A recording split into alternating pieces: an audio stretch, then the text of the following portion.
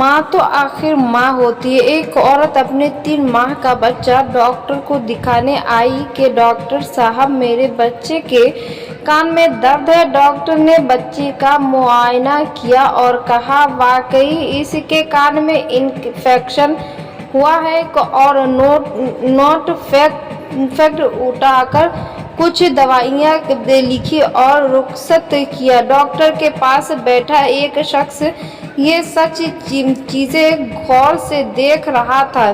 जब औरत जाने लगी तो उस शख्स ने आवाज देकर उन्हें रोका। वह रोक कर पीछे देखने लगी जैसे ही कुछ भूल गई हो। उस शख्स ने कहा बहन जी, आपका बच्चा 3 माह और 7 दिन का है जो बोल भी नहीं सकता, तो आपको कैसे पता चला कि इसके कान में तकलीफ है? वह मुस्कुराई और उस शख्स की तरफ रुख करके कहने लगी भाई जी, आप कान की तकलीफ पे हैरान हैं। मैं इसके रग रग से वाकिफ हूँ। ये कब रोता है, कब जागता है और कब सोता है, मुझे इसके सारे दिन का शेड्यूल पता है, क्योंकि मैं माँ हूँ इसकी। इंसान को जब कोई तकलीफ हो तो उसके दिन भर का शेड्यूल बदल जाता है और खाने पीने, सोने और जागने के औकात बदल जाते हैं। तबीयत खराब होने से इंसान हर वक्त बेचैन रहता है। कल रात से मेरा बच्चा भी खिलाफ मामूल रोए जा रहा है। रात जाग के गुजारी मैंने इसके साथ। सुबह को मैंने गौर किया तो बच्चा जब रो रहा था तो साथ ही अपना हाथ अपने नन्हे से कान की तरफ ले जा रहा था। मैं बच्चे को उसके बाप के पास ले गई कि इसके कान में दर्द है। वह मुझे सवालिया नज़रों से देखने लगे कि मुझे कैसे पता चला। उसने बच्चे के कान पर हाथ रखा तो बच्चा और ज़ोर से रोने लगा और मैं भी बच्चे की तकलीफ देखकर रोने लगी। अपने बच्चे की तकलीफ बर्दाश्त नहीं कर पा सकती क्योंकि मैं माँ हूँ। औरत चली गई और वह शख्स नम भीगी आंखों से देर तक सोचता रहा कि माँ 3 माह के बच्चे का दर्द दुख समझ सकती है और मैं रोज़ाना माँ से कितनी दफ़ा झूठ बोलता हूँ और वह यकीनन मेरे सारे झूठ जानती हैं क्योंकि वह माँ है।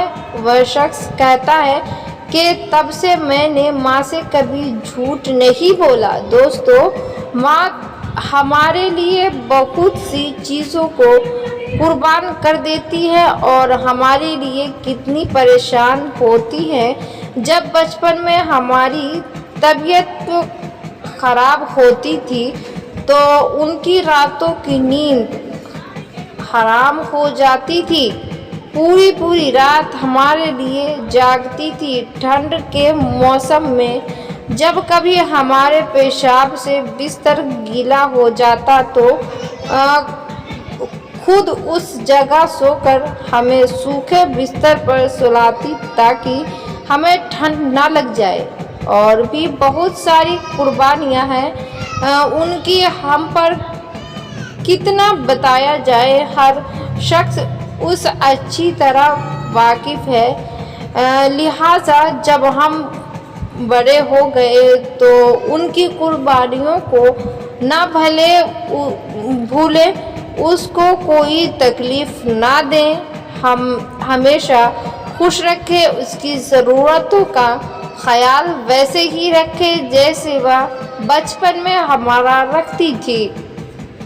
माँ के कदमों के नीचे जन्नत है। जब हम उनकी खिदमत करेंगे, उनको खुश रखेंगे तो अल्लाह भी हमसे खुश होगा।